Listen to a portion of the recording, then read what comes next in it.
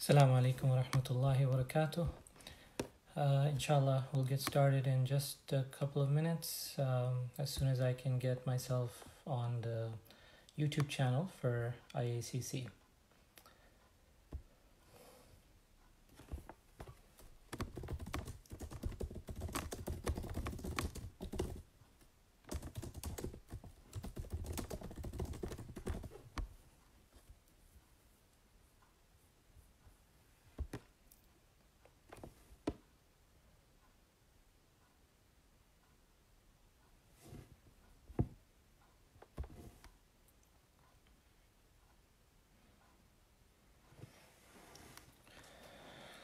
Assalamu alaikum wa rahmatullahi ta'ala wa barakatuh. Bismillahir Rahmanir Rahim. Alhamdulillah Rabbil Alameen. Wa afdalu salati wa atammu taslimi ala Sayyidina Muhammad wa ala alihi wa sahbihi ajma'een.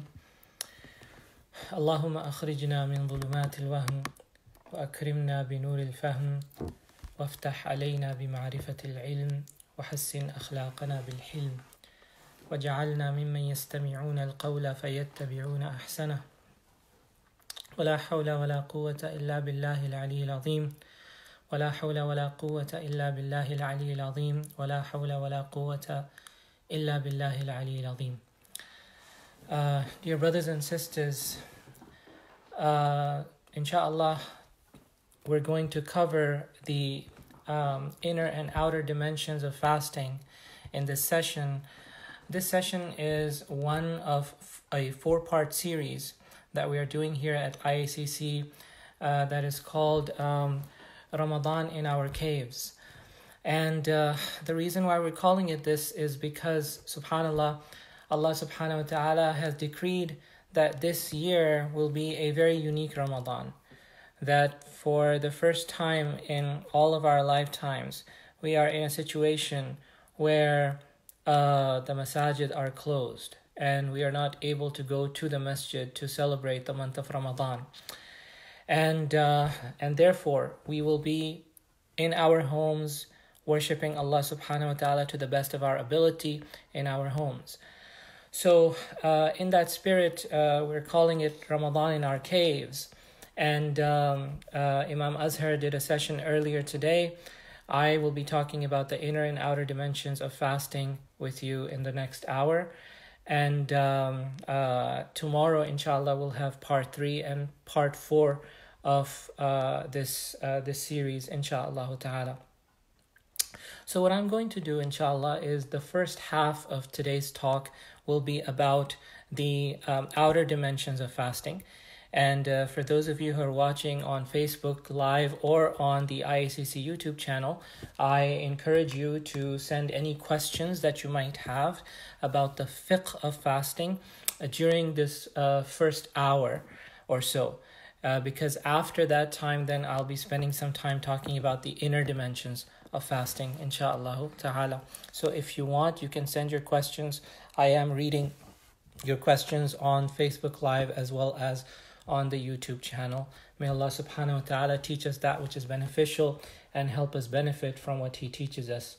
And may Allah subhanahu wa ta'ala make us all witness this coming month of Ramadan with full health and full vigor, both physically as well as spiritually, and make it the best Ramadan that we've ever had in our lives. Ameen. Ya Rabbil Alameen. So, inshallah, let's spend about an hour or less than an hour talking about the fiqh of fasting. Inshallah, this will be a review for most of us, but maybe there might be things that are new to some of you, inshallah ta'ala. So first of all, the word for fasting in the Arabic language is sawm or siyam. Sawm or siyam. And the literal meaning of siyam or sawm is not fasting, actually. The literal meaning of siyam or sawm is it is actually to withhold or to restrain. So, for example, Allah subhanahu wa ta'ala says in the Quran on the tongue of Maryam alayhi salam, إِنِّي نَذَرْتُ لِلرَّحْمَنِ صَوْمًا. Maryam alayhi salam says to people who come to her while she is pregnant with Isa alayhi salam, she gestures to them that I am observing Sawm for Allah subhanahu wa ta'ala. Even though she was eating and drinking, because Allah tells us that she was eating dates that were falling from the tree, and Allah had caused a spring to flow underneath her from which she could drink.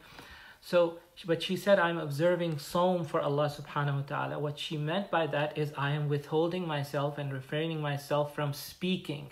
So withholding or refraining from something is called Sawm in the Arabic language. That's the literal meaning of the word. In the Sharia, in fiqhi terminology, the word Sawm has a very specific meaning, and that is to refrain or to restrain ourselves from those things that break the fast from dawn to sunset with the intention of fasting. So this is the definition of Sawm. Once again, it is to refrain or to restrain ourselves from things that break the fast, and we'll talk about what are the things that break the fast. The things that break the fast starting from dawn until sunset with the intention of fasting. Now, fasting in Islam, of course, is done throughout the year. At any time you can fast, pretty much, except for those days on which it is prohibited to fast. And those days are the days of Eid and the 3 days that follow the day of Eid al-Adha.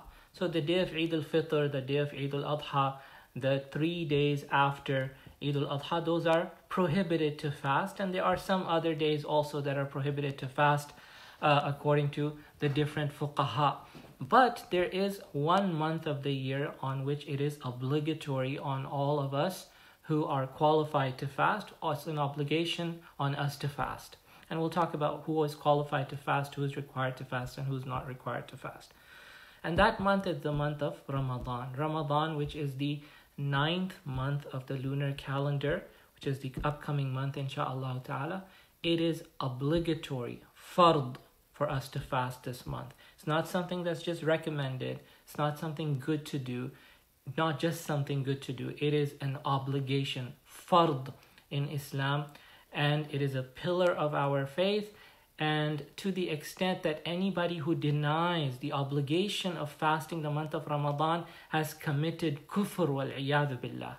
Anybody who denies the obligation of fasting the month of Ramadan leaves the fold of Islam. That's how serious it is. As for somebody who recognizes that fasting the month of Ramadan is an obligation, but does not fast due to negligence, due to laziness, then that person is still a Muslim, but they are committing a major sin. So to omit even 1 single day of Ramadan, to not fast 1 single day of Ramadan without a legitimate excuse, and we'll talk about what kinds of excuses are, keep them related to the issue of fasting, please. Jazakumullahu khairan. All right, what are the pillars of fasting? What are the essential elements of fasting? The pillars of fasting are 2 things, without which a fast is invalid. Number 1 is to avoid the things that break the fast from dawn to sunset. What are the things that break the fast? Well, we'll talk about it inshallah, but mainly 3 things: eating and sexual intercourse. Avoid these 3 things mainly from all the way from dawn to sunset. So avoiding the things that break the fast from dawn to sunset. That's the first pillar, that's the first integral of fasting. The second integral of fasting, without which fasting is not valid, is the intention to fast. The intention to fast. So if somebody does not have the intention to fast, they can go hungry and thirsty all day. They're not fasting. They're starving themselves, but they're not fasting. So fasting from a Shari'i perspective has to be accompanied with the intention to fast. Now, with regards to the intention, there are two opinions among the ulama. One opinion is the opinion of the majority of the scholars, and the other one is the opinion of a minority of scholars. Okay, so the minority opinion is the opinion of Imam Malik and his school, and that is that intention is only required once for the entire month of Ramadan. You just make the intention on the first night of Ramadan, and you don't have to keep renewing your intention every night. If you make the intention on the first night of Ramadan, then you're good for the entire month of Ramadan. So that is the opinion of Imam Malik, but he's the only one out of the four schools of thought that has this opinion. The opinion of the majority of the scholars, including the Hanafi school, the Shafi'i school, as well as the Hanbali school, is that the intention is required every day. Every day we have to renew our intention. And so when do we have to make that intention every day? According to the Hanafi school, you have until midday to make that intention. You have until midday to make that intention. But according to the Shafi'i and Hanbali schools of thought, the intention has to be made before the break of dawn, before the break of Fajr. So what does it mean to have the intention? Do I have to say the dua? No, I don't have to say that dua. وَبِصَوْمِ غَدًا نَوَيْتُ مِنْ شَهْرِ رَمَضَانَ. You don't have to say that. It's good to say that. It's permissible to say that. But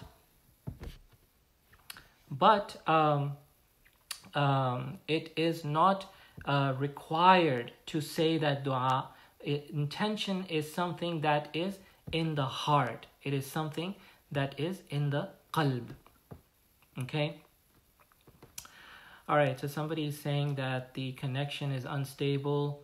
Alright, let me see if I can do something about the intention.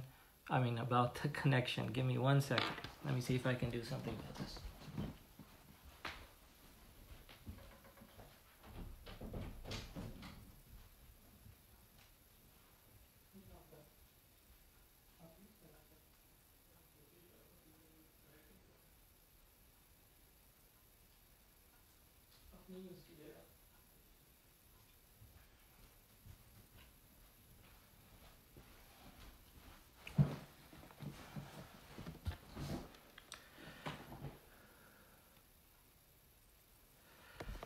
Alright, Bismillah.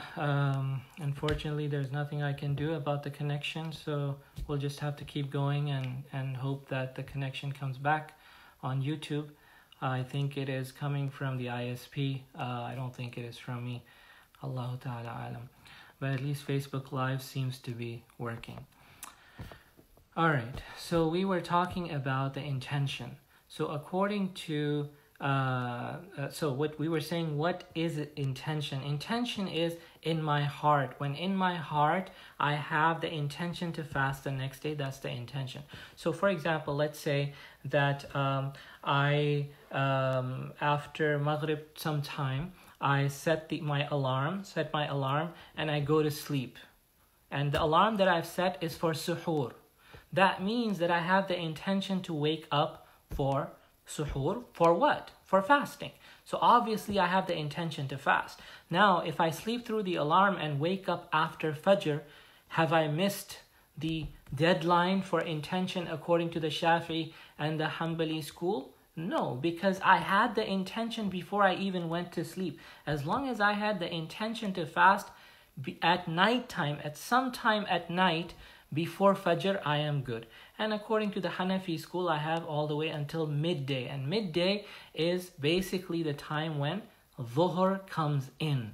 The beginning of Dhuhr time is midday. So I have until that time to make the intention to fast.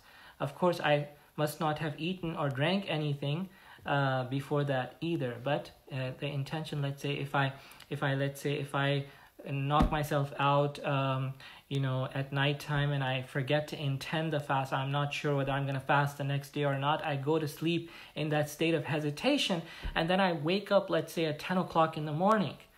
I never made the intention to fast. Is it too late for me to fast now? According to the Hanafi school, no. At 10 o'clock when you wake up, you can make the intention to fast and your fast is good.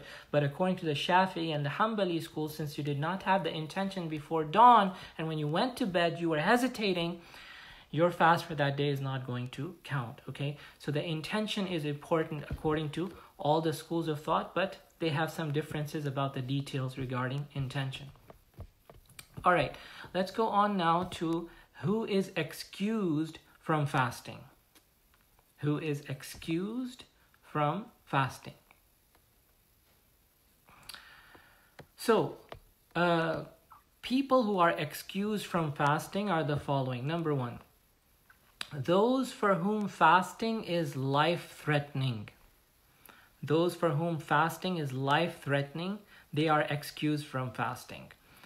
And for those who it is life-threatening to fast, actually they have to break their fast. They have to break their fast because Allah subhanahu wa ta'ala does not want us to kill ourselves. And they have to make up their day of fasting at some other time. And there is no fidya that is required from them. Okay, so that is for those for whom fasting is life-threatening. Now, number two, who else is excused from fasting? People who are ill. People who are ill where the illness will worsen because of fasting. If a person believes that their illness is going to get worse if they fast, then they are excused from fasting. Also, if the doctor tells them that their illness is going to get worse if they fast, then if it is a trustworthy doctor, then they are excused from fasting and they may break their fast. They may break their fast. They don't have to, but they may break their fast and they must make it up later. And there is no fidya required from them either. Okay? So that is the second category, people who are ill. The third category is people who fear illness. People who fear illness. So now this, there is some difference of opinion among the ulama. According to the majority of the scholars, the Hanafi school, the Maliki school, and the Hanbali school, the majority of the scholars, this category is the same as the previous category. Those who fear an illness versus those who are ill already, they're both the same category. So if you fear that fasting will make you ill, if the doctors have told you that fasting is detrimental to your situation because of your weakness, your weak immune system and whatnot, fasting will probably get you ill, then you may break your fast and you must make it up later and there's no fidya required from you. Also, if you are already fasting and you are afraid that if you continue fasting you will become ill, then you may break the fast according to the Hanafi, Maliki and Hanbali schools of thought, and you have to make it up later and there's no fidya that is required. But according to the Shafi'i school, you're not allowed to break the fast in the middle in this situation. You have the option to not fast from the beginning. If you're afraid that you might get ill, you may choose not to fast from the beginning of the day. You have that option in the Shafi'i school and you have to make it up later and you pay fidya. You don't have to pay fidya either. But if you have already started the day fasting, then you cannot break the fast simply because you're afraid of getting ill. Although if you're already ill and you're afraid that it will get worse, then you are allowed to break the fast in the middle in the Shafi'i school also. So that's the third group of people that are excused from fasting. The fourth group of people that are excused from fasting are those whose hunger or thirst becomes unbearable. Whose hunger or thirst becomes unbearable. So what does that mean? That means that somebody is fasting. They started the day fasting, thinking that they can handle it, but then in the middle of the day, it becomes unbearable for the person to continue the fast. In that case, according to all the scholars, all four schools of thought, they are allowed to break the fast, but they have to make it up later and there is no fidya that is required from them. Okay. So that's the fourth category. The fifth category are the travelers, those who are on a journey. Those who are on a journey are allowed to omit the fast, according to all the scholars, with some details that I'm going to mention. Okay, so those who are on a journey are allowed to omit the fast, and they have to make it up later, and there is no fidya that is required from them. However, we have to understand that the four schools of thought have a very specific definition of travel. So travel is defined as when you are going to a place that is at least 50 miles away from you, from your city limits. At least 50 miles away from your city limits. If your destination is 50 miles or more away from your city limits, then you are considered a traveler. But if your destination is less than that, then you are not considered a traveler and you must fast that day. That's number one. Number two, if you're going to be staying out of town at your destination, which is more than 50 miles away, how long can you stay there and still be considered a traveler? There is a specific duration that is outlined by the four schools of thought. But what that duration is a matter of difference of opinion. We have the majority opinion on one side and we have the minority opinion on the other side, okay?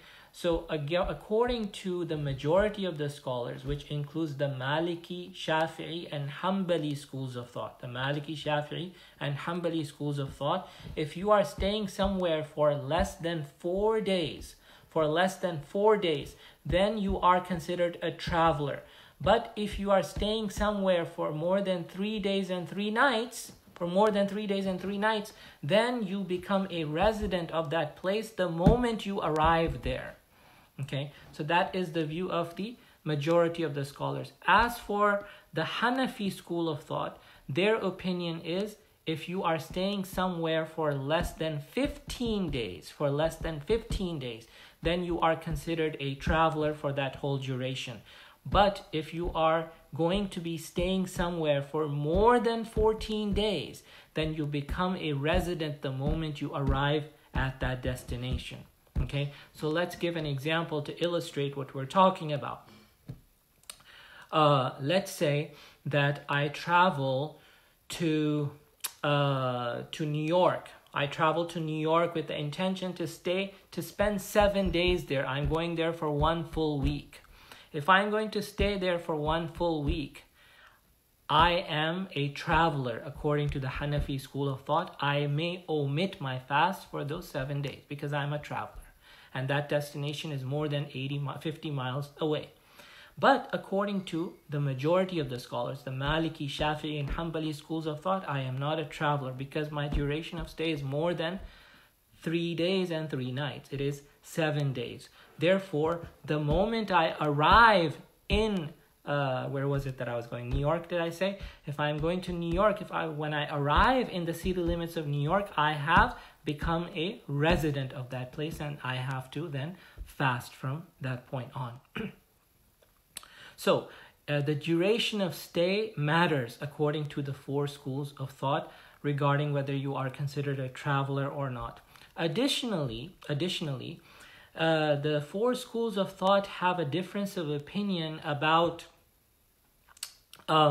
whether it is permissible to break the fast in the middle, or it is only permissible to omit the fast altogether from the beginning of the day.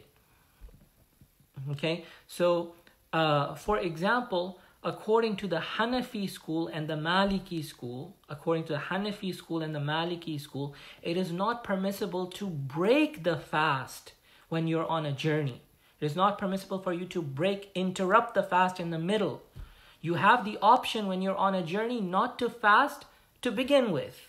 From Fajr time, you may choose to omit the fast. But if you decide to fast, then you must complete the fast. You cannot break the fast in the middle according to the Hanafi and Maliki school. You cannot break the fast in the middle with the excuse that you are traveling. However, you may break the fast using some of the other excuses that were mentioned earlier, such as if fasting becomes too unbearable for you, then on that account you are permitted to break the fast, but not on account of a journey.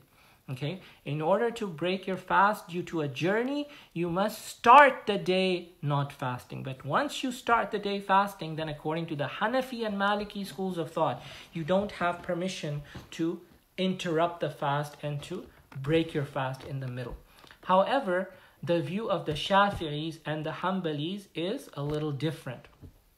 So what do the Shafi'is say? The Shafi'is say that it is permissible for you to break your fast in the middle. However, that is on one condition. They say if your journey began before dawn, if your journey began before Fajr, then you are allowed to break your fast in the middle of the day. But if your journey began after Fajr, then you're not allowed to break your fast in the middle of the day with the excuse of traveling. As for the Hanbali school of thought, then they are the most lenient in this regard, and they say that a traveler may break their fast at any time. Okay, so at any time, as long as you are a traveler, as we define travel with the destination, mileage, as well as the duration of stay, if you are a traveler, then you may break your fast regardless of whether you started fasting, you started your journey after dawn or before dawn, and regardless of whether you want to omit the fast from the beginning of the day or break it in the middle of the day. Both are permissible in the Hanbali school of thought. Khair, inshallah. Let's go on to the sixth category of people who are excused from fasting. And I know that YouTube is probably still not working, and I'm sorry, I don't know how to fix that problem, but hopefully the Facebook Live is working. Once again, if you have any questions, feel free to post them on the Facebook Live, and I will try to answer them as I get the chance, inshallah ta'ala. The sixth category of people who are excused from fasting are people who are too old to fast. People who are so old that their old age prevents them from being able to fast. Those people are allowed to break their fast, and there is no makeup required from those people because they're only going to get older. Okay, and according to the majority of the scholars, they have to pay fidya for each day that they do not fast. For each day that they do not fast, according to the Hanafi school, the Shafi'i school, and the Hanbali school, they have to pay fidya for each day. And we'll talk about the fidya amount. How much do you pay in fidya? We'll talk about that later, inshallah.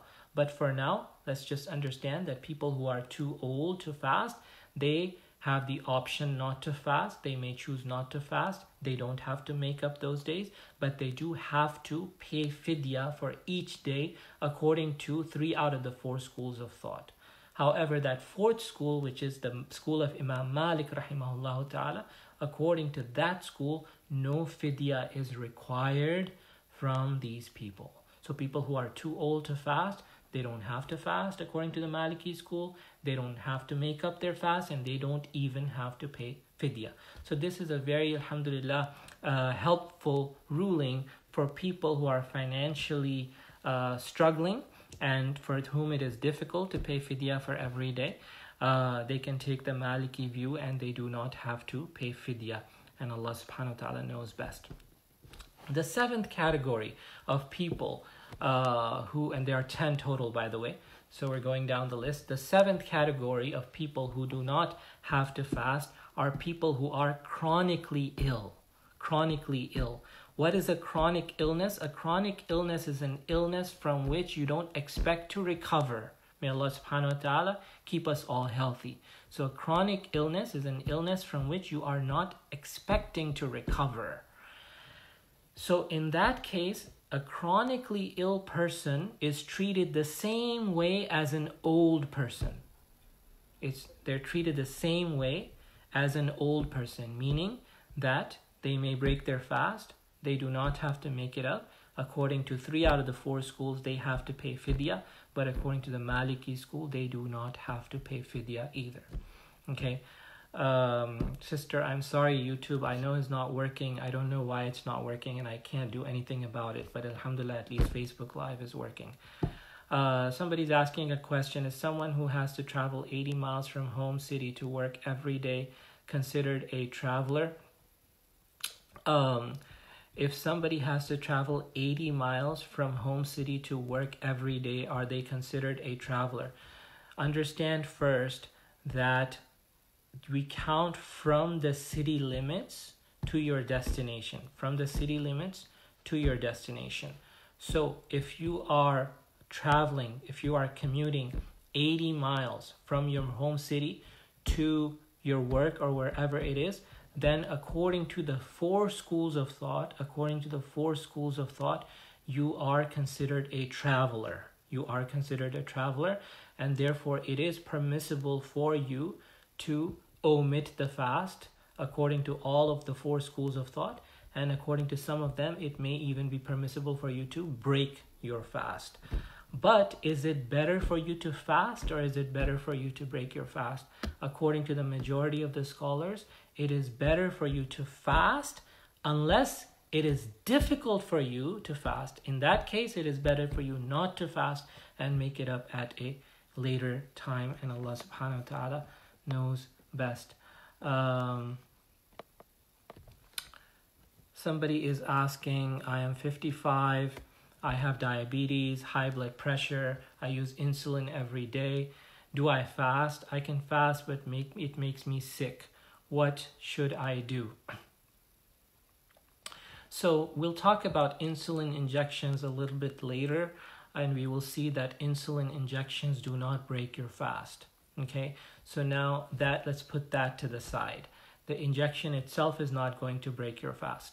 But the fact that you have diabetes and high blood pressure and it makes you sick to fast, then if that's the case and you have tried and it makes you more ill when you fast, then you have the concession not to fast. You don't have to fast in this case. Now, is this an illness that you expect to recover from? If the answer is no, then in your case, you would have to pay fidya for each day that you are not fasting, according to the Hanafi, Shafi'i, and Hanbali schools of thought. But if it is an illness that you expect to recover from, then you don't pay fidya and you wait until you're able to make up those days of fasting. May Allah subhanahu wa ta'ala grant everyone who is suffering from any illness, may Allah subhanahu wa ta'ala grant them shifa. Ameen. Ya Rabbil Alameen. Alright, the eighth category of people who are excused from fasting are women in their menses and in their postnatal bleeding. So women in their menses and in their postnatal bleeding, they are not allowed to fast. They must not fast. And they have to make up those days. And there is no fidya that is required from them. Okay, so women who are in their menses and who are in their postnatal bleeding, they must break their fast. It is not allowed for them to fast. They have to make up those days, and there is no fidya that is required from them. All right, so that was the eighth category. The ninth category, and there's one more to go after this. The ninth category is pregnant and nursing women. Now, pregnant and nursing women, they are allowed to break their fast if they are worried about the well-being of their child or they are worried about their own well-being. And this worry that they have is due to past experience or because of the advice of a medical expert or because they know their own body, they know their condition. So if they have a legitimate worry that this is going to harm us or this is going to harm the child, then they have the permission to break their fast and they have to make up later. They have to make up later. However, if there is no fear, if they feel that they can fast without harming themselves and without harming the baby, then they should fast. But if they are afraid for themselves or for the babies, then they have the permission not to fast according to all the four schools of thought. But according to all the four schools of thought also, they have to make up those days. They have to make up those days when they get a chance to do so, according to all four schools of thought. Now, in addition to makeup, do they also have to pay fidya? This is where there is a difference of opinion. According to Imam Abu Hanifa and his school of thought, they are not required to pay any fidya. They're just required to make up those days. But according to the Hanbali and Shafi'i schools, if a woman chooses not to fast because she's pregnant or because she's nursing and because she's afraid for herself, not the child, but for herself, then there is no fidya that is required. But if she does that because she's afraid for the child alone, just because of the child, then she is required to pay fidya on top of the makeup that she has to do. There's no sin on her. She is permitted to break her fast, but she will have to pay fidya if she does that because she's afraid for the child alone, not for herself. This is in the Shafi'i and the Hanbali schools. As I said, in the Hanafi school, she does not have to pay fidya under any circumstances. The final category, the 10th category, are children who are below the age of puberty. So children, boys and girls who are below the age of puberty, they are not required to fast. However, children who are above the age of 7 should be encouraged to fast, and to develop the habit and the stamina of fasting. And then at the age of 10, it should become even more important to make sure that the child is learning to fast the entire month of Ramadan. We know that girls can enter puberty as early as 9 years of age according to the lunar calendar. If a girl has her first period after she turns 9, when she has her first period after she turns 9 according to the lunar calendar, she hits puberty and it becomes wajib, fard on her to fast. Same thing with the boy. If he has his first wet dream, then he hits puberty and it becomes wajib for him to fast. And Allah subhanahu wa ta'ala knows best. All right, so that concludes our discussion on who are the people who are excused from fasting.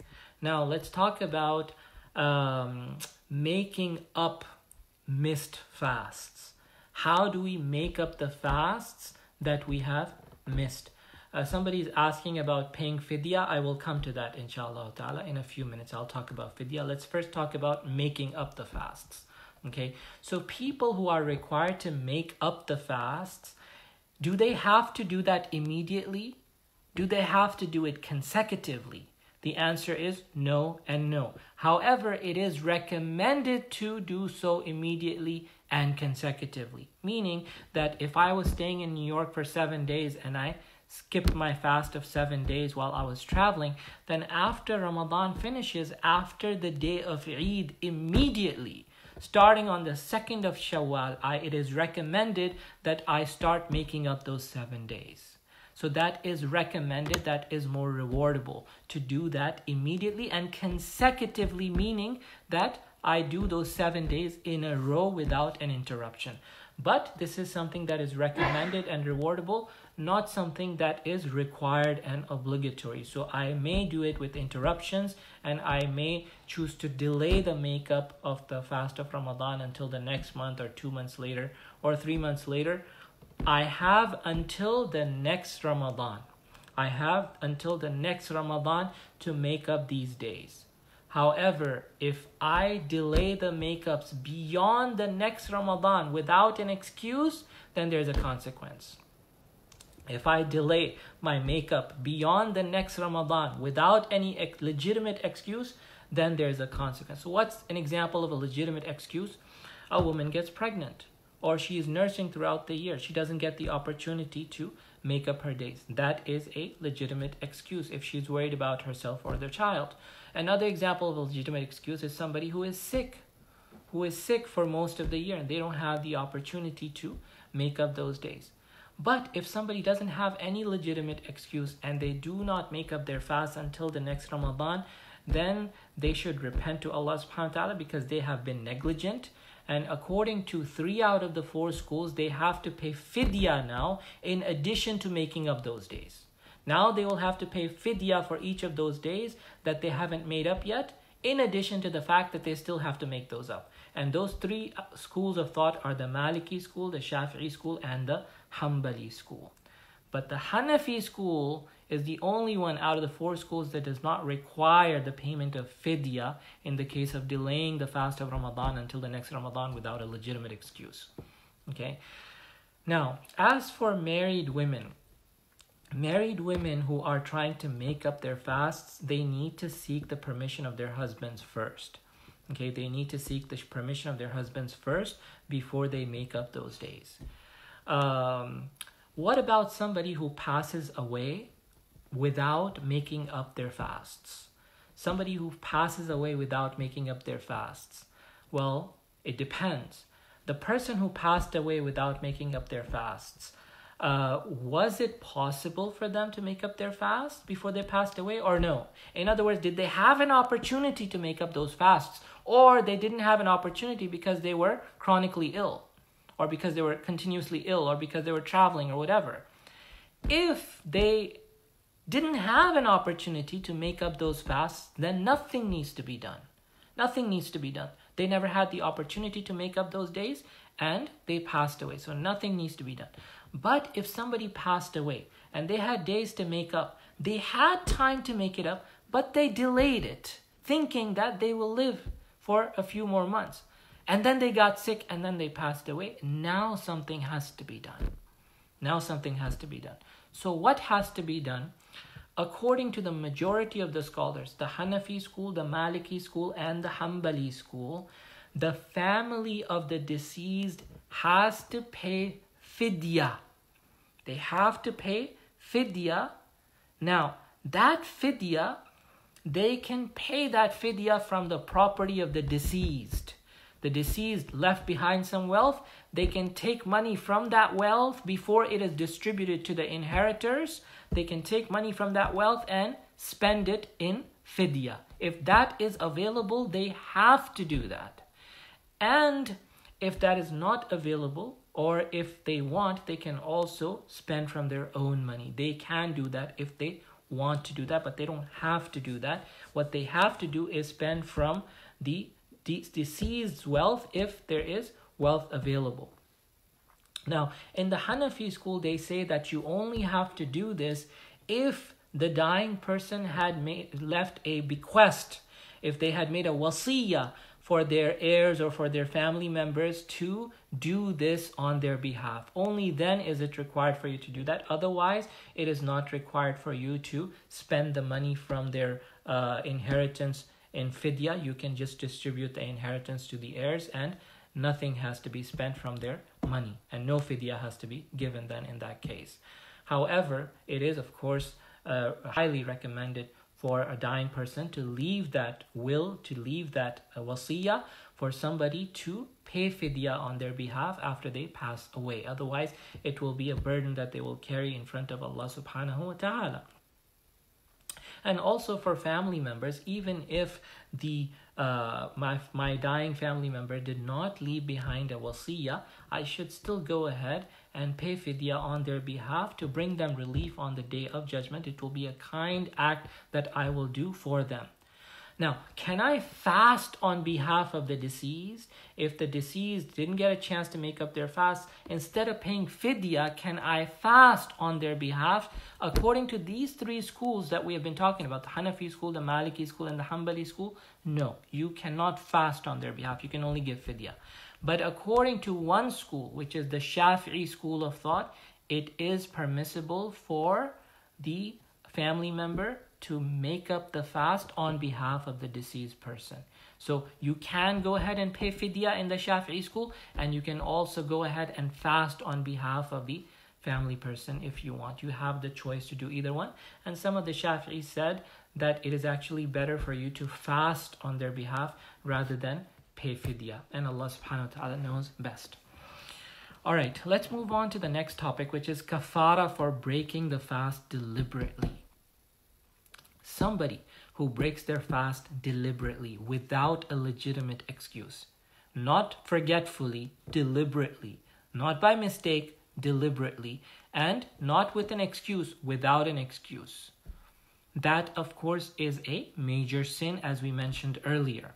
That's a major sin. To deliberately break the fast of Ramadan without a legitimate excuse is a major sin. A person has to repent for that, according to all the four schools of thought. But the question is, do they have to give any kafara for that as well? And here, according to the Shafi'i school, according to the Hanafi school and the Maliki school, 2 out of the 4 schools, according to Hanafi school and the Maliki school, the answer is an absolute yes. They have to do kafara regardless of how they broke their fast. Whether they ate or drank or had sexual intercourse during the day, doesn't matter how they broke their fast. If they deliberately broke their fast, they have to do kafara. And what is the kafara? The kafara is severe. The kafara is that, number 1, you have to free a sound Muslim slave. Now, obviously, there are no slaves around today, so we go on to the next option in this case. The next option is, if a slave is not available, then you fast 2 consecutive lunar months. 2 consecutive lunar months. And if that is not possible, you are unable to do that, then only then the third option is that you feed 60 needy people. For every day that happened, for every day on which you deliberately broke your fast by any means. This is the Hanafi view and the Maliki view. However, in the Hanafi school, they say that this kafara is only required if you had the intention to fast before Fajr and you broke your fast. But if you never intended to fast, you omitted that day's fast altogether, you skipped that day's fast altogether, and then you ate and you drank and whatever you did, then you have still committed a major sin.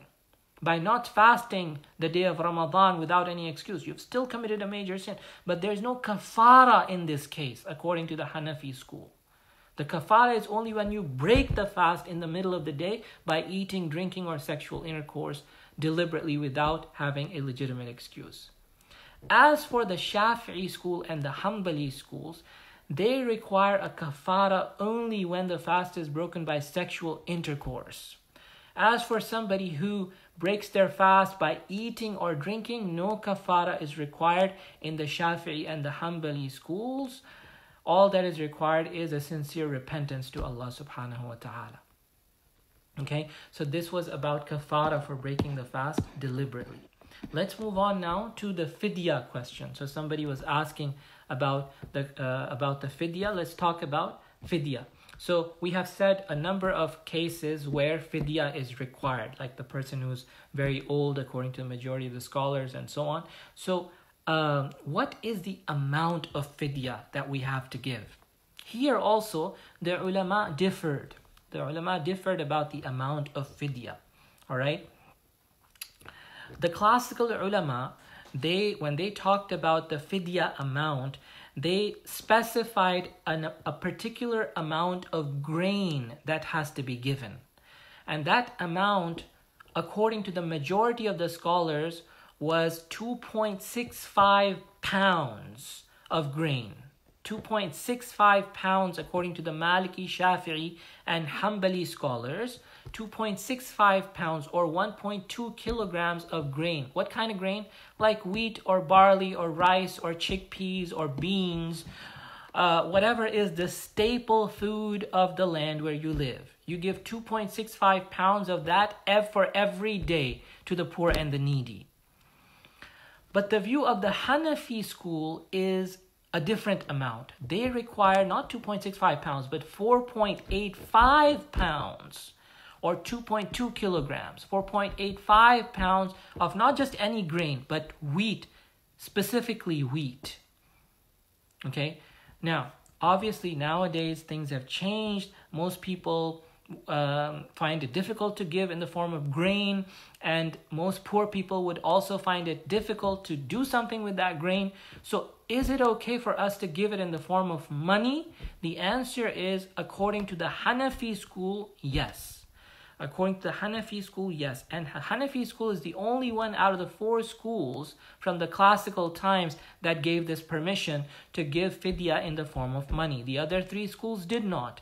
But many of the modern scholars from the other 3 schools also give fatwa according to the Hanafi school today because of the ease and convenience of following that opinion. So is it permissible for you to give your fidya in the form of money? The answer is yes, it is.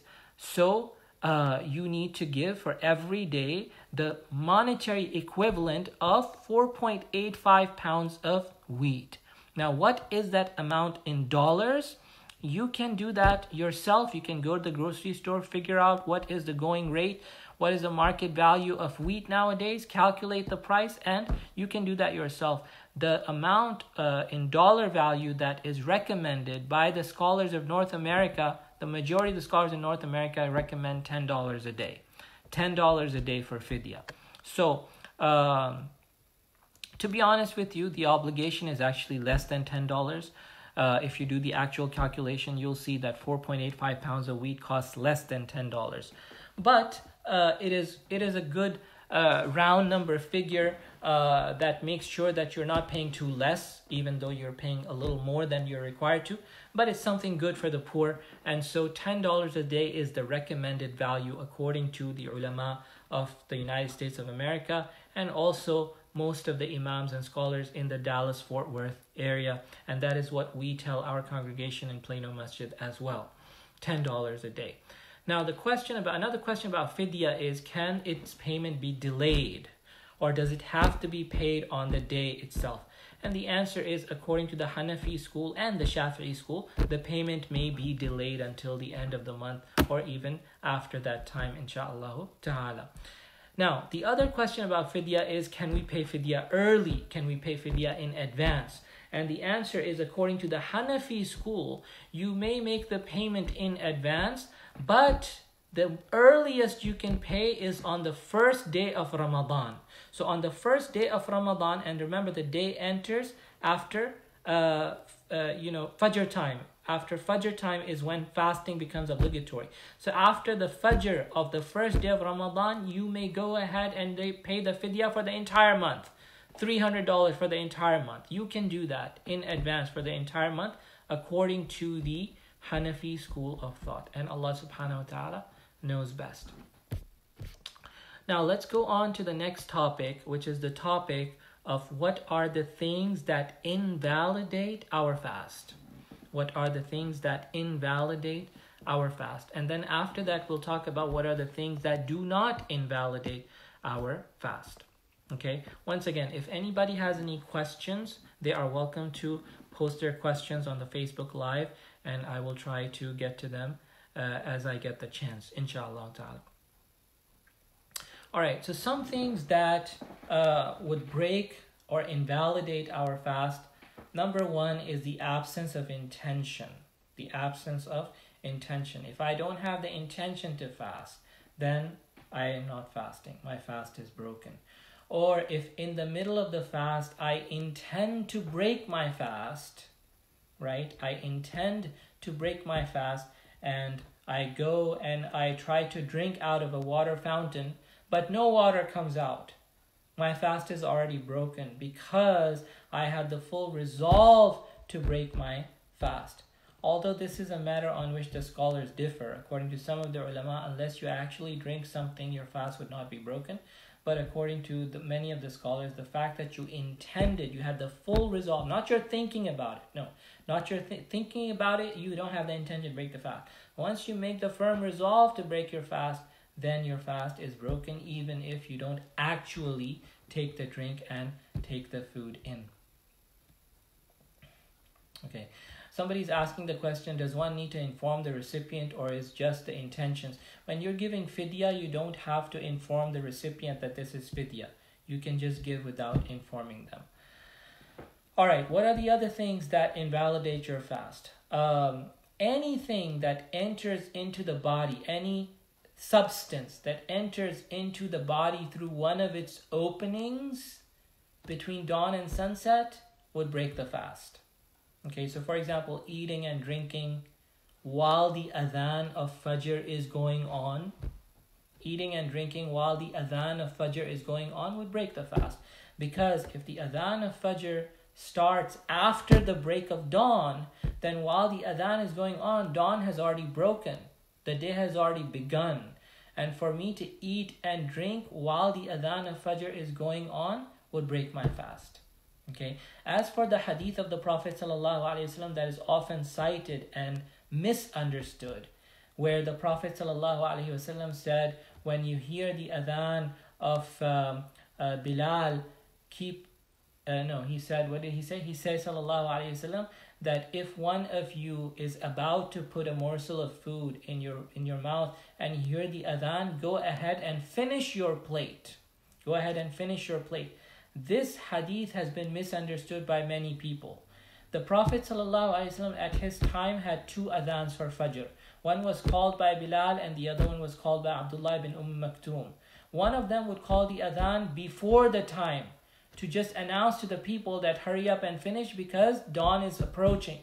And then the second person would call adhan on time at the break of dawn. So when the Prophet ﷺ said, if you hear the adhan, go ahead and finish your plate, he's talking about the first adhan, which is called early. He's talking about that adhan. But in our cases, the adhan is called in our clocks or on our computers or in our phones on time. At the break of dawn, the adhan is called. Or in the masjid, the adhan is called on time. So once the adhan is called, if I continue to eat or drink during the adhan of Fajr, my fast would be broken. Okay, so that is another thing that breaks the fast.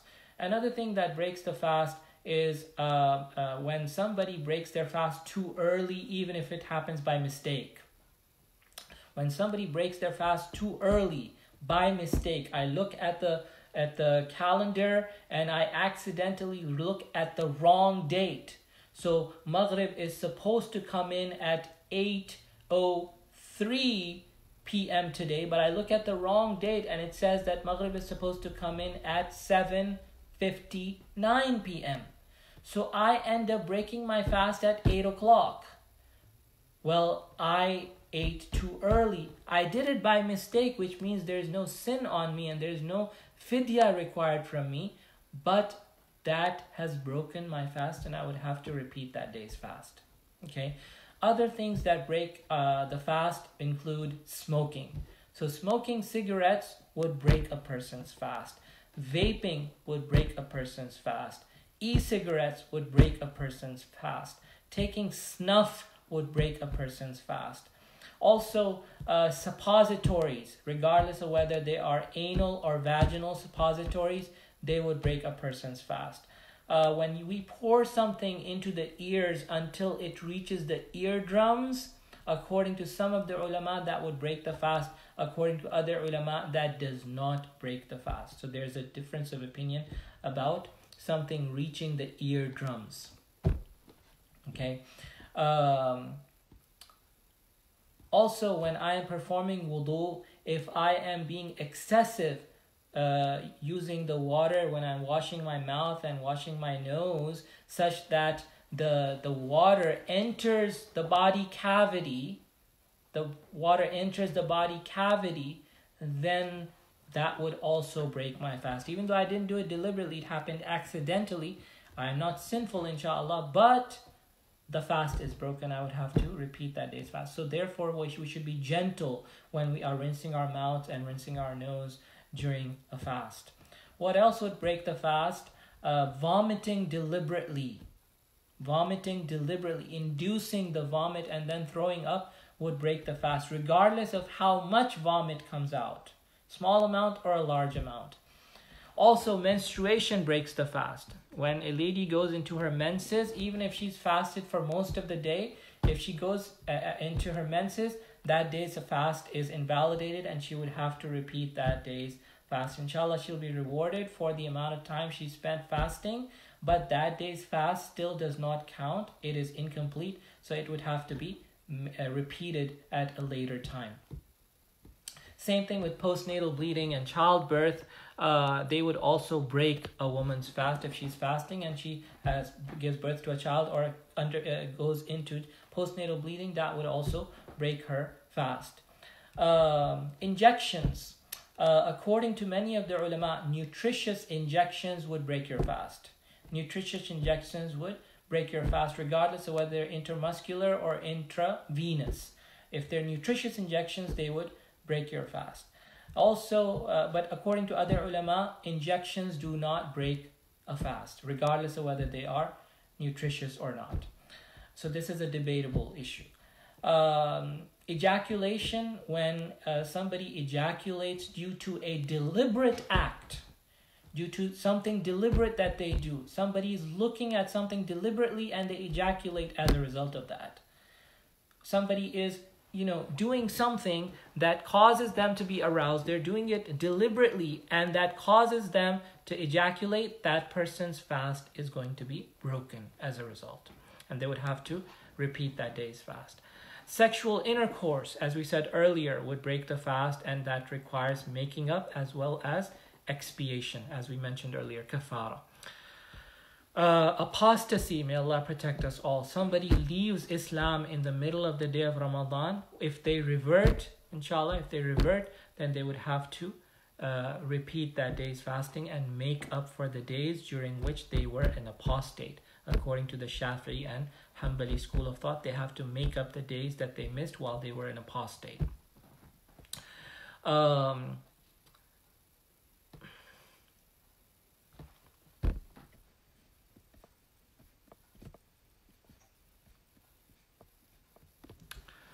A child who fasts that is below the age of 7, if a child fasts and they're below the age of 7, their fast does not count.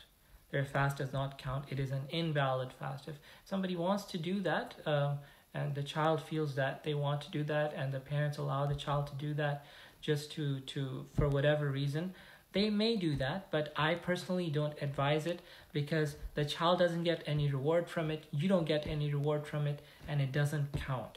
So it is an invalid fast. After 7 years of age, the child actually starts to get reward for the fasting, even though it's not required yet. Somebody who loses their sanity during a fast, their fast is broken and they have to repeat that day's fast. Also, if somebody fasts on a day when it is not permissible for us to fast, that fast doesn't count. So somebody fasts on the day of Eid, for example, or the 3 days that follow Eid al-Adha, the 11th, 12th, and 13th days of Dhul Hijjah, those fasts do not count. So if you see somebody who's fasting on those days, you tell them, go ahead and eat and drink. And if they say, well, I'm already fasting, I don't want to break my fast, you are not fasting. The fast doesn't count. And Allah subhanahu wa ta'ala knows best. So these are the things that invalidate the fast. Let's talk about the things that do not break the fast. Things that do not break the fast. All right. So number 1, involuntary vomiting. Somebody who vomits, not by inducing the vomit, you can't help it. They throw up involuntarily. That does not break the fast. According to all the scholars, that does not break the fast. And it doesn't matter whether it's a little bit or a lot. It does not matter. As long as it doesn't go back in, the fast is not broken. Okay. Number 2, an orgasm due to something that is involuntary. For somebody to ejaculate, not by doing something deliberate, but like a wet dream, for example. Somebody ejaculates through a wet dream, that does not break the person's fast. They can keep fasting. Bathing, taking a bath, does not break your fast. Swimming does not break your fast, although it is discouraged to swim while you're fasting because of the fear that you might accidentally swallow something or it might go through your ears, and that breaks your fast according to some of the ulama. So it should be avoided. But in and of itself, swimming does not break your fast. Swallowing your own saliva does not break your fast. Even if you accumulate the saliva in your mouth and swallow it, it does not break your fast as long as it does not leave your mouth and come back. If the saliva leaves your mouth and then comes back into the mouth and you swallow that saliva, then that would break your fast. Okay. The next thing that does not break your fast is smelling perfume, smelling flowers, etc. does not break your fast. But inhaling like something like bukhur, like the oud that is burned in Arab culture, to inhale that would break your fast. But smelling perfume and flowers and so on will not break your fast. Inhalers for asthma, according to many scholars, does not break your fast. Inhalers for asthma do not break your fast. If inhalers are only compressed air, they do not break your fast according to any scholar. But inhalers that have moisture or that have medication in it for asthma related purposes, according to many of the ulama, that also don't break your fast. And the reason is because the amount is so small, it is insignificant, that reaches your body cavity. And Allah subhanahu wa ta'ala knows best. A blood test does not break your fast. By consensus of the four schools of thought, a blood test, getting blood work done does not break your fast. As for blood donation or cupping, hijama or blood donation, the majority of the scholars say it does not break your fast either. But according to one school of thought, which is the Hanbali school of thought, that breaks your fast. But the majority say it does not break your fast. Also, what does not break your fast is using the siwak, or using toothbrush with toothpaste. As long as you don't swallow the toothpaste, it does not break your fast. Getting dental work done does not break your fast as long as you don't swallow the blood. But if you swallow the blood, it would break your fast. If you swallow the toothpaste, it would break your fast. Using injections that are non-nutritious injections do not break your fast, regardless of whether they are intravenous or intramuscular. Non-nutritious injections like insulin, for example, do not break your fast. Nicotine patches. Somebody asked me about patches earlier. Nicotine patches do not break your fast, and Allah subhanahu wa ta'ala knows best. Being in a state of janaba does not break your fast. Being in a state of major ritual impurity does not break your fast. So let's say that somebody went to sleep and they were in a state of janaba. When they woke up, Fajr had already come in. Is their fast broken? No, their fast is not broken. Janaba does not break your fast. If you eat or drink something forgetfully, you forgot that you are fasting. That's different from eating or drinking something by mistake, like eating or drinking too early before sunset by mistake, the example that we gave earlier. There, you know that you're fasting. You just miscalculated the time. There, the fast is broken. But here, when you forget that you are fasting, and so there's a cup of water in front of you, and you drink it not realizing that you're fasting, that does not break your fast according to the majority of scholars. What about using eye drops and kuhl or mascara, things of that nature? That's debatable. According to some of the ulama, that breaks your fast. According to other ulama, that does not break your fast either. What about kissing between spouses? If the husband kisses his wife or the wife kisses her husband, does that break your fast? No, it does not break your fast. But if it incites desire, then it is makruh, it is disliked. If it does not incite desire, then it is permissible, but it's still better not to. And Allah subhanahu wa ta'ala knows best. Any questions about the fiqh of fasting? Any questions about the fiqh of fasting?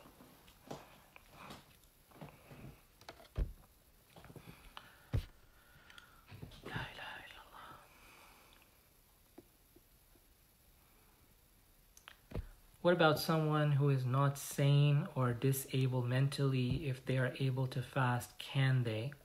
Are they rewarded for it? And if they break, is there accountability?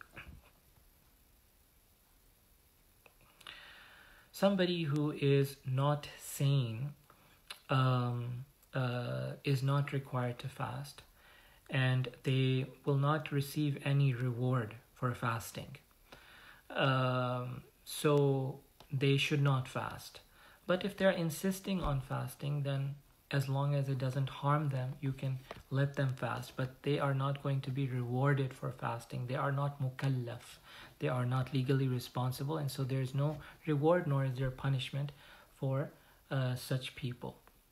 If they break, is there accountability? No, there's no accountability if they break, because the fast doesn't count to begin with, and Allah subhanahu wa ta'ala knows best. When should we end our suhoor? Can you please tell me the timing we have in Plano Masjid calendar? We should end our suhoor preferably a few minutes before Fajr time. Okay? So, if let's say on the Plano Masjid calendar, it says that Fajr time, let's say that it says that Fajr time is 5:15 a.m. Okay? I'm talking about the adhan for Fajr, not the iqama, not the jama'ah time, the adhan time. If it says the adhan is at, let's say, 5:13 a.m., 5:13 a.m., preferably you should stop your suhoor a few minutes before that. A few minutes before that, like 5-10 minutes before that. But it is permissible for you to eat all the way until 5:13. All the way until 5:13. Eating and drinking beyond 5:13 would not be permissible. That would break your fast. I hope that's clear. Wallahu ta'ala alam. The next question is, what is the majority opinion about eye drops? Okay, so the majority opinion about eye drops, I said that this is a matter of differences in opinion. Some of the ulama say that eye drops break your fast. The majority of the scholars are of the view that using eye drops does not break your fast. Does not break your fast. And Allah subhanahu wa ta'ala knows best. The next question is, does vomiting break your fast? We mentioned earlier in today's talk that vomiting, if it is deliberate, you induce the vomit, then that would break your fast. But if it is involuntary vomiting, no matter how much the amount, it will not break your fast. And Allah subhanahu wa ta'ala knows best. About online taraweeh, we're going to be having an entire session tomorrow about taraweeh, qiyam, and i'tikaf during the COVID-19 lockdown.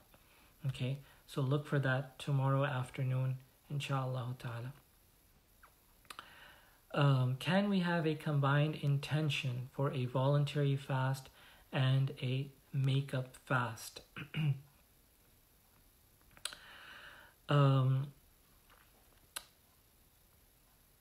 Yes, you can. You can have a combined intention for a voluntary fast and a makeup fast.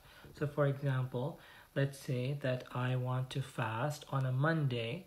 It's because I want to get the virtue of fasting Monday, and I want to also make up my fast from the previous Ramadan. Yes, inshallah ta'ala, you can do that with the dual intention. But preferably what you should do is you should intend to fast the makeup fast, and you automatically get the reward of fasting on Monday, you see, because fasting on Monday is recommended regardless of whether you fast a voluntary fast or a makeup fast. The point is, spend the day of Monday fasting. Same thing with the day of Arafah, same thing with the day of Ashura, same thing with the white days and Thursdays and so on and so forth.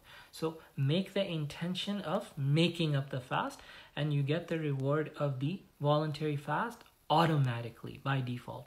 But if you make the intention of voluntary fast only, then you will not get it will not count as a makeup day, and Allah subhanahu wa ta'ala knows best. What about topical meds? What are topical meds? Can you explain what topical meds are? I am not familiar with topical meds. So if you can tell me what you mean by topical meds, maybe I can provide an answer.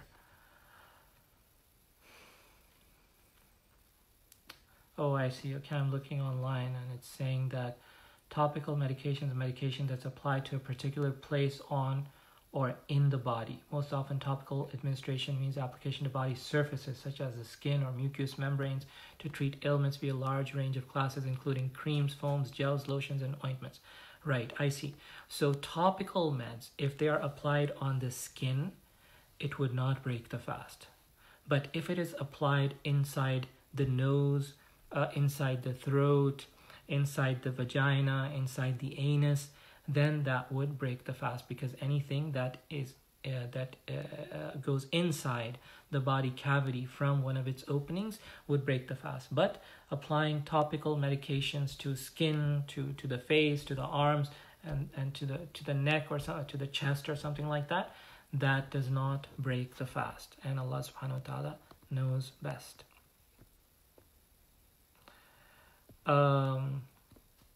Already answered the question about telling the recipients, can we give zakat before Ramadan?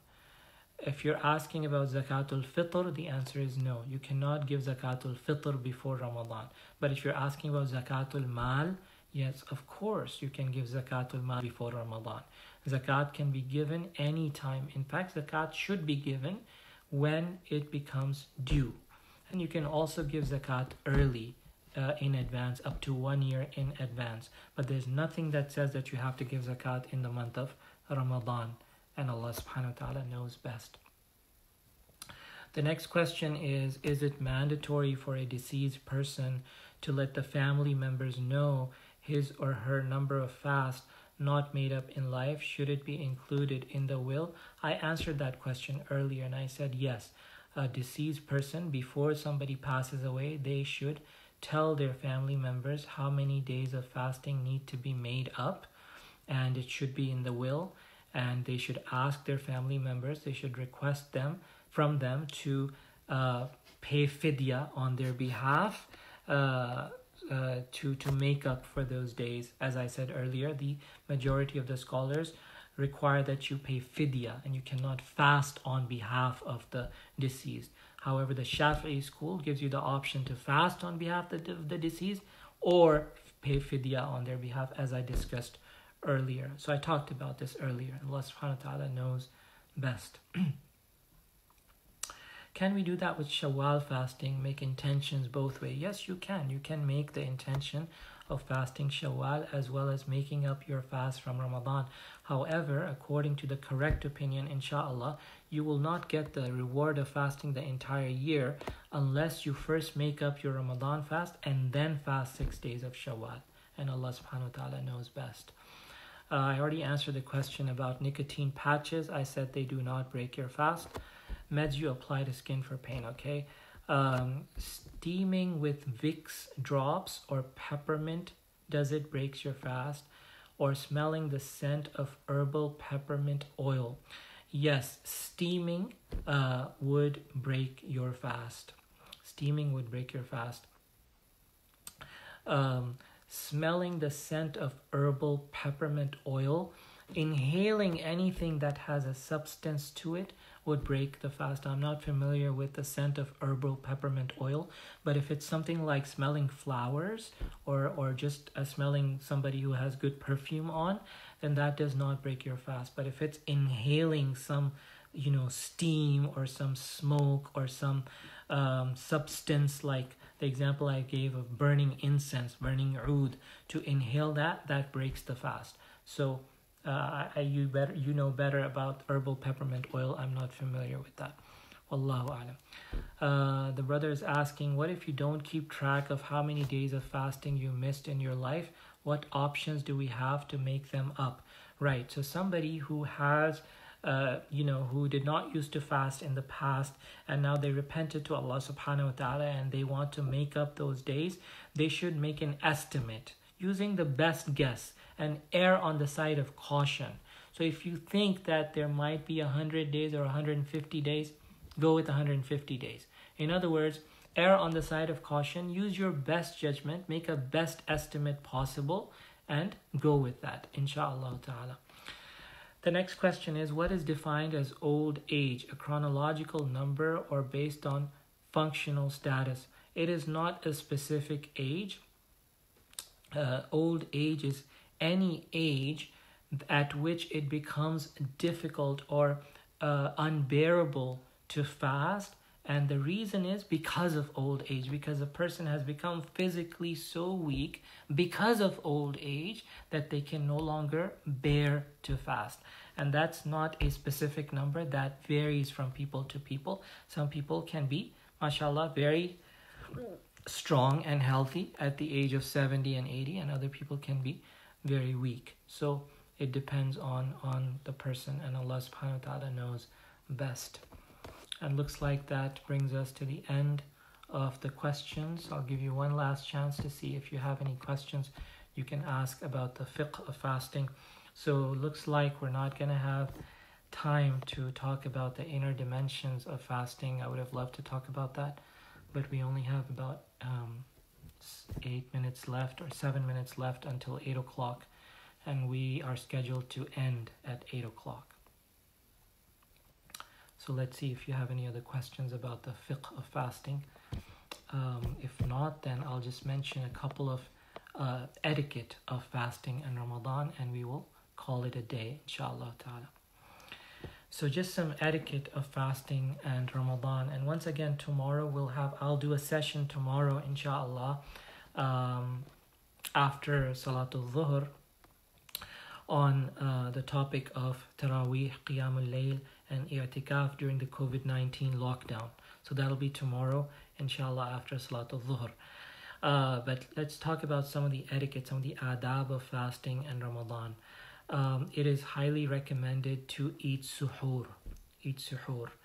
And suhoor is something that has barakah in it. The Prophet ﷺ said in a hadith in Bukhari, have suhoor, for in suhoor there is barakah.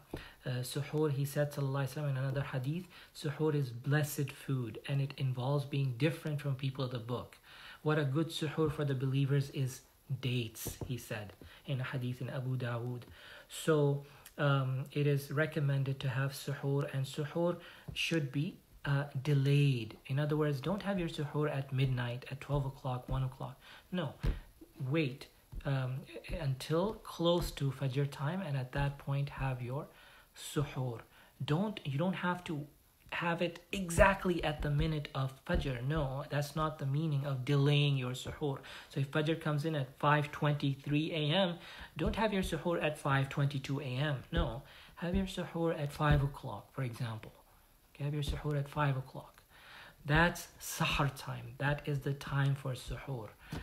So delaying suhoor until close to Fajr time is the sunnah of Rasulullah sallallahu alaihi wasallam. And suhoor does not have to be a meal. In fact, it should not be a meal. It should not be a meal.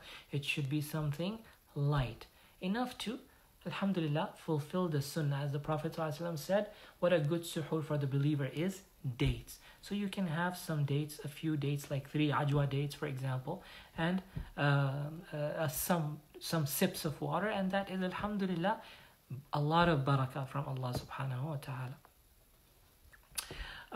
Even a sip of water, if you have nothing, just take a sip of water with the intention of suhoor. If you, for example, don't hear the alarm and get up just 2 minutes before Fajr or something like that, keep a cup of water next to you when you go to bed, so that if you wake up, it's just 2 minutes left before the adhan of Fajr, just take 2 or 3 sips of water with the intention of suhoor, and inshallah ta'ala, you will be rewarded for that, and you will get the barakah of suhoor. Just make sure that Fajr has not come in. Just make sure that Fajr has not come in. Otherwise, you would have to repeat that day's fast. Similarly, hastening to break the fast or to end the fast. The Prophet ﷺ said that the people will remain upon goodness as long as they do not delay iftar. So hastening to do iftar means to do iftar before the sky is filled with stars. Before the sky is filled with stars. Okay, when the sky becomes filled with stars, then you have delayed a lot to break your fast. But as long as you break your fast before the sky becomes filled with stars, you have, alhamdulillah, hastened in breaking your fast. Hastening to break your fast does not mean that you have to break your fast the second that sunset occurs.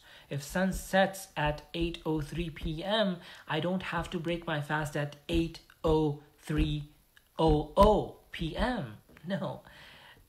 I can break my fast at 8:04, 8:05, 8:06, 8:07, 8:08, 8:09, 8:10, 8:11, 8:12. All of this is hastening to break my fast. Like I said, as long as you break your fast before the sky becomes, you see a web of stars appearing on the sky. And this is putting a lot of the different texts of the Prophet ﷺ together. So in hastening to break your fast, don't show lack of adab to Allah Azza wa Jal. Don't act like you can't wait to eat. No, show adab to Allah subhanahu wa ta'ala. Listen to the adhan, respond to the words of the mu'adhin, make dua, and remember the blessings of Allah subhanahu wa ta'ala. And in that state of mind and of heart, break your fast. It doesn't have to be done with quote-unquote hastiness and in a hurry that, oh, adhan is being called, I have to eat. No. Stay composed, stay calm, sit down, make dua, listen to the adhan, respond to the mu'adhin, and then you may eat. And inshallah, you are still hastening to break your fast. Some of the Sahaba of Rasulullah sallallahu alaihi wasallam, like Uthman ibn Affan radiallahu ta'ala anhu, he used to break his fast after Salatul Maghrib. After Salatul Maghrib, as is mentioned in the Muwatta of Imam Malik. And Allah subhanahu wa ta'ala knows best. Last question, inshallah, is could you please comment on the ruling about whether one whose fast breaks because of their monthly cycle should refrain from eating till time for iftar, or whether they can eat? The answer is yes. If somebody whose fast breaks because of their monthly cycle, it is permissible for them to eat. It is permissible for them to eat and drink during the day. But if they refrain from that until iftar time, that would be better. Similarly, the other way around, somebody who had her menses and her menses stopped in the middle of the day of Ramadan, it is preferable that they do not eat and drink until Maghrib, but they may do that. And Allah subhanahu wa ta'ala knows best. Jazakumullahu khairan. Subhanakallahumma wa bihamdik. Ashhadu an la ilaha illa ant. Nastaghfiruka wa natubu ilayk. Wa sallillahumma wa sallim wa barik ala Sayyidina Muhammad. الفاتح لما أغلق والخاتم لما سبق معلن الحق بالحق ناصر الحق بالحق والهادي إلى صراطك المستقيم وعلى آله حق قدره ومقداره العظيم ولا حول ولا قوة إلا بالله العلي العظيم. السلام عليكم ورحمة الله وبركاته.